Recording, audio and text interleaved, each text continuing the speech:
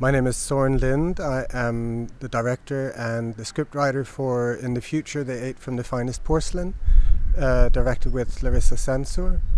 The film is 30 minutes long and it's based on CGI, and it combines archaeology, Middle East politics and archival photos.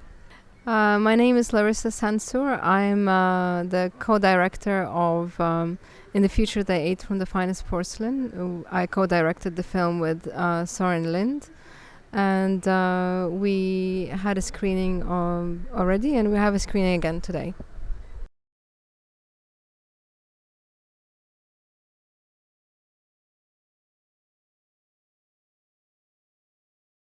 Yes, that was very difficult.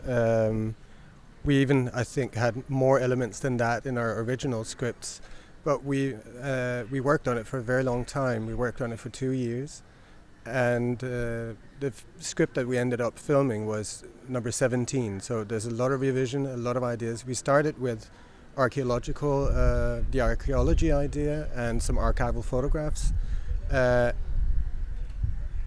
then we decided that this had to be a futuristic sci-fi film, because we worked on that before and it's a nice philosophical playground. So eventually we took away the elements that didn't work, but still quite a few remained, as you say. So it's been quite a puzzle to tie it all in, and it could have easily been a feature film, but we didn't have the budget or time for that. Maybe next time.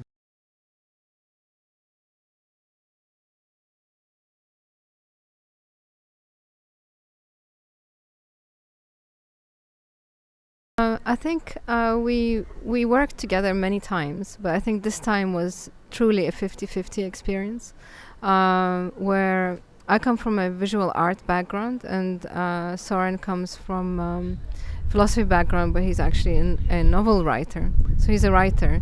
So the way we worked on this film was actually that we kind of developed a concept, but then I started thinking about it visually, so I started making visual examples in photographs, and Søren started writing about it, and then he looked at my visual work and I read his work, and we kind of got inspired by each other's contribution, and then we would respond again. I would respond to his writing in visuals and he would respond to my visuals with more writing.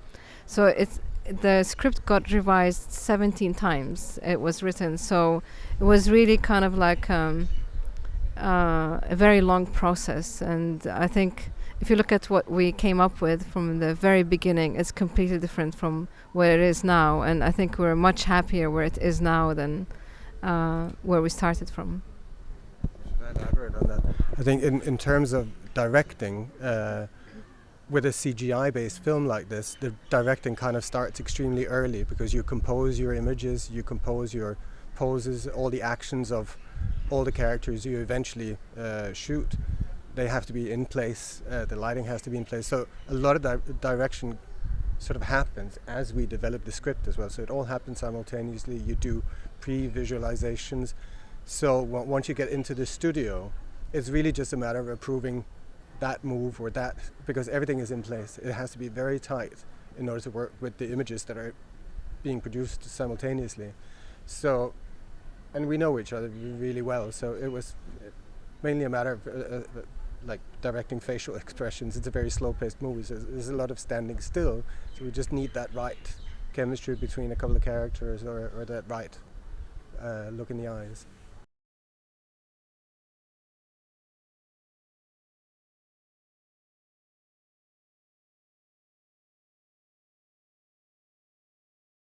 So the process is very long, because you have to know, because CGI is quite expensive, you have to know exactly what you're doing with CGI, and when you're shooting each scene, it has to be exactly right, and we cannot take too much time. And so we had a very, very kind of a strict storyboard, and we couldn't kind of change it, so we already had pre-visuals beforehand, so I did a lot of photoshopping before we even started shooting, and we worked with the cinematographer who considered those backgrounds even before shooting. So the actors already, we knew that they're gonna kind of have this background, even though they were shot on green screen. Most of the shots were actually on a green screen, and some were, except for the black scenes, that was a black studio. So our studio was divided in half. One was the green studio and one was the black studio. The shooting took just 3 days, but the post-production took almost 5 months, when we already started on post-production before we even shot. So it's a weird process when you work with CGI. Yeah. This film, we started actually with a big photo library, archival images from Palestine throughout the ages, all the way back to the 1800s. So that was really where the story originated with this. And then we also had a lot of the desert scenes in the film happen on a mountainous background. So we had a still photographer in Palestine do a lot of things for the backdrops there. And then, you purchase some 3D clouds. We early on purchased our first 3D spaceship, and that stuck with us since we did pre-visualizations. So yeah, a lot of elements from a lot of different sources just end up compiling into these single sort of tableaus.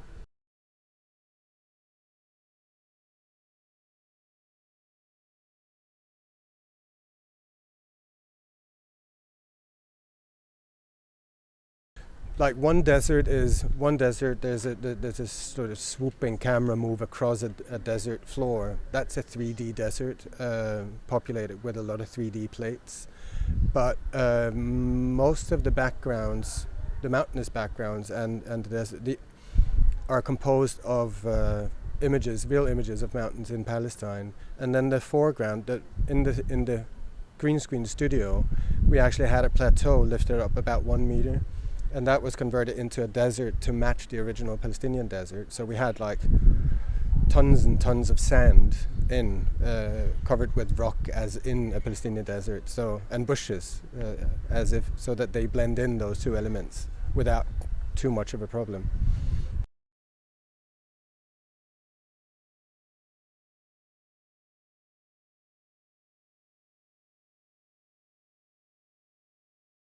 The real inspiration came from Larissa's previous film called Nation Estate, that posits this mythical building where the entire Palestinian population is housed, and they eat from this particular porcelain in that building. So we thought, why don't we, since Palestine Israel is very much into this idea of nation building on narrative grounds, you have a big storyline that fits into your idea of nationhood, and narrativity seems to play a bigger role than legal claims and actual ownership. So we decided, well, let's try to play that game as well by burying these plates from the nation-state building in the ground, so that the myth of the nation-state building sort of becomes validated, even though it never existed. And then that story developed, so we shied away from that nation-state building, but took the idea of sort of burying evidence to support a myth that you create yourself, in order for you to play that game of nation building on mythical grounds. That seems to work well down there.